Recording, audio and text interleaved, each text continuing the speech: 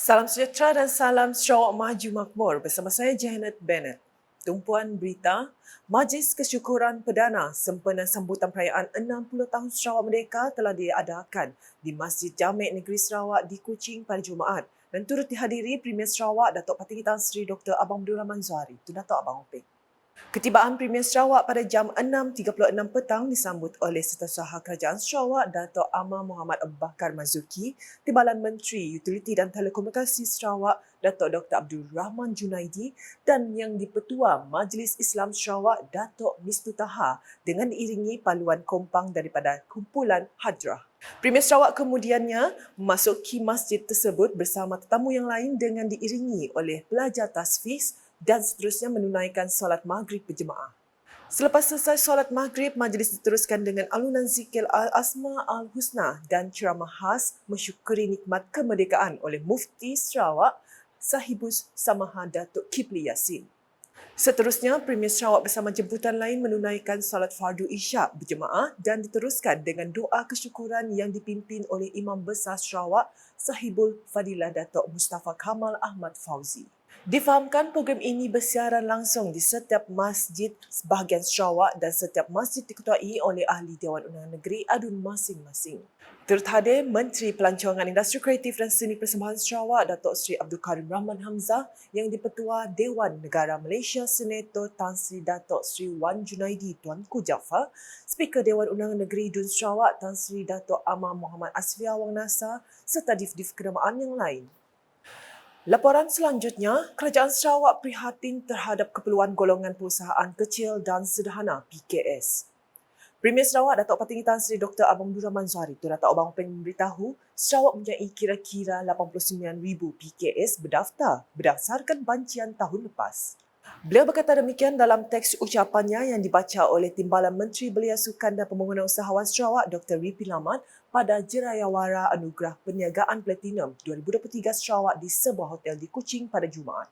Sarawak now has about 89,000 registered small and medium enterprises, SMEs, based on last year's census. Such growth is a positive increase in participation by Sarawakian into entrepreneurship. The government is always paying attention to SMEs, who are among the key contributors to the country's economic development. The additional special allocation of Ringgit Malaysia 600 million in the 2023 budget for SME community in Sabah and Sarawak is a commendable move to further develop SME entrepreneur in the state.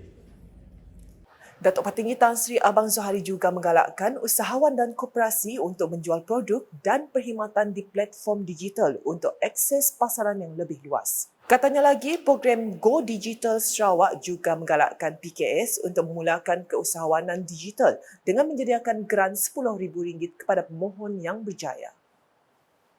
Kepaparan berikut, Angkatan Pertahanan Awam Malaysia APM Sarawak menerima sebanyak 15 ambulans pacuan 4 roda untuk memperkasarkan operasi pasukan berkenaan di negeri ini. Premier Sarawak Datuk Patinggi Tan Sri Dr. Abang Abdul Rahman Zuhari, Tun Datuk Abang Openg berkata, setakat ini 8 kenderaan telah tiba, manakala 7 kenderaan lagi dijangka diterima dalam masa terdekat. Menurutnya, ambulans tersebut merupakan atas usaha APM yang membuat perolehan ambulans pacuan 4 roda, terutama sekali untuk kegunaan di Sarawak.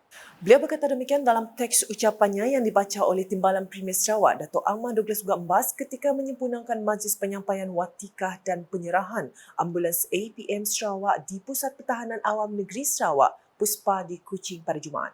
Untuk tuan-tuan dan puan Sarawak menyebut baik pemberian ambulans pacuan 4 roda seperti ini kerana Angkatan Pertahanan Awam Negeri Sarawak kepada Angkatan Pertahanan Awam Negeri Sarawak. Keadaan geografi di negeri Sarawak yang berhormat Datuk Timbalan Menteri lebih tahu kerana dia datang jauh di pedalaman. He knows better than a lot of us.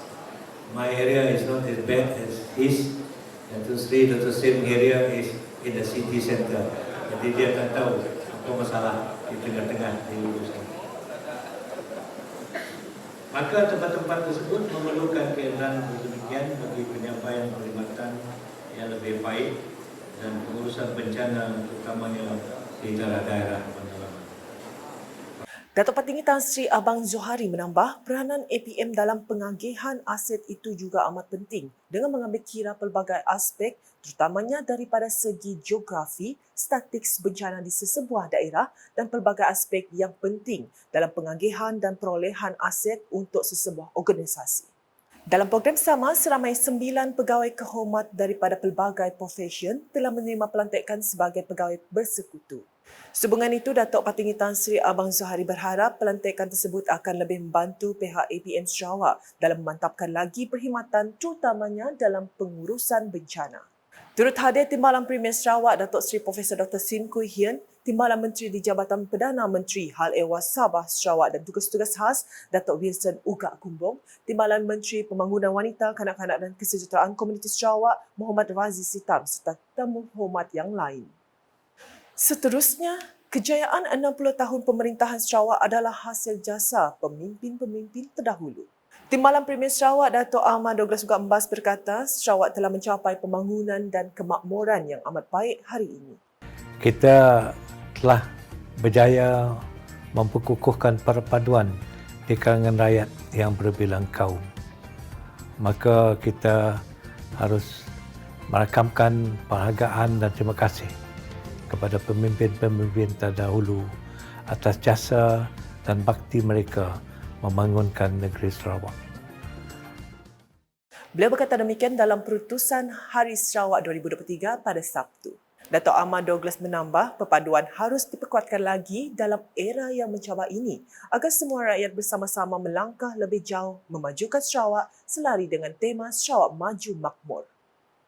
Sementara itu, Timbalan Premier Sarawak Datuk Amar Wang Tengah Ali Hassan menyeru rakyat Sarawak untuk menghargai pengorbanan rakyat terdahulu dan meneruskan usaha demi masa depan negeri ini. Katanya 22 Julai adalah hari untuk meraihkan dan mengingati pengorbanan orang-orang terdahulu yang berjuang untuk sebuah wilayah yang merdeka. Marilah kita mengingati pengorbanan nenek moyang kita dan terus berusaha ke arah masa depan yang lebih cerah untuk Sarawak.